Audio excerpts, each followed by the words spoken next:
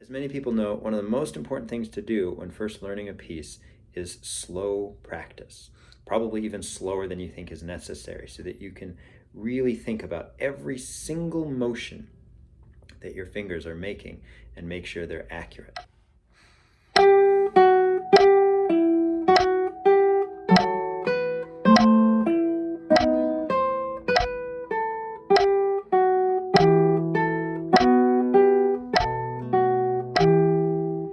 Once people do what they think is a sufficient amount of slow practice, which probably needs to be more, they typically will just raise the metronome up by little increments, maybe 1, maybe 5, maybe 10, and pushing the tempo up and up and up.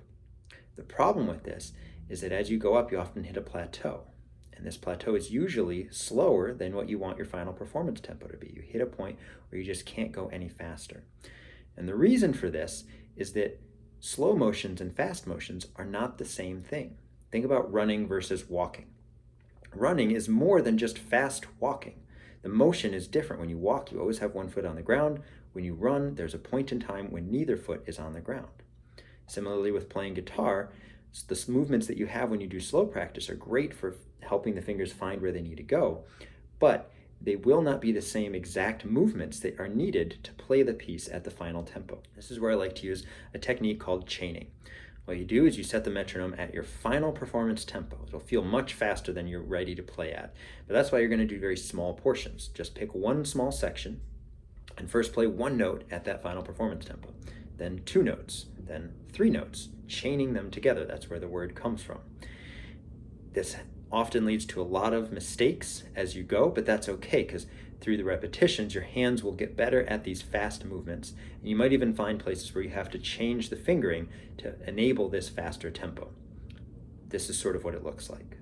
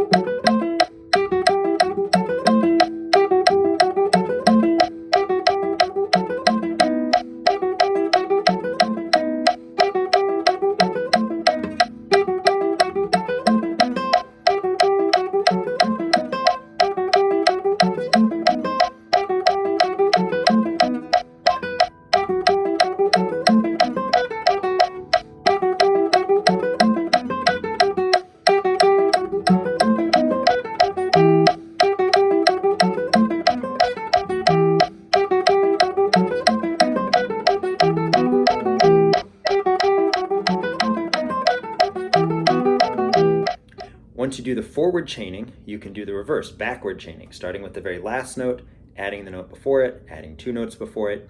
This is a little bit trickier for me, and often I have to do a few days of forward chaining before I know the passage well enough to do the backward chaining as well. But once I can do both of them, I know I'm in really good shape with something.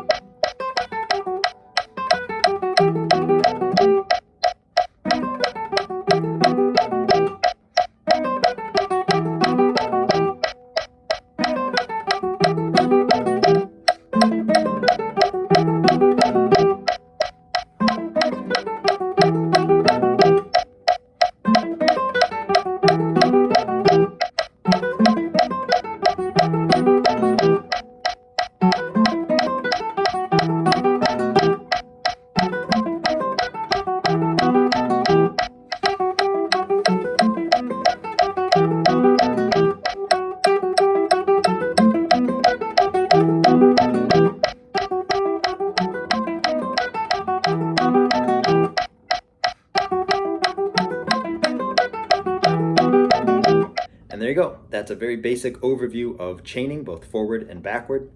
It's a really efficient way to take a small passage and get it up to performance tempo. Training your fingers to move at the faster speed and learning new movements for that faster speed. Sometimes it also shows you that you have to change a fingering because it might not work at a faster speed, but you wouldn't know that only playing it at a slow speed. Hope this helps, and happy practicing.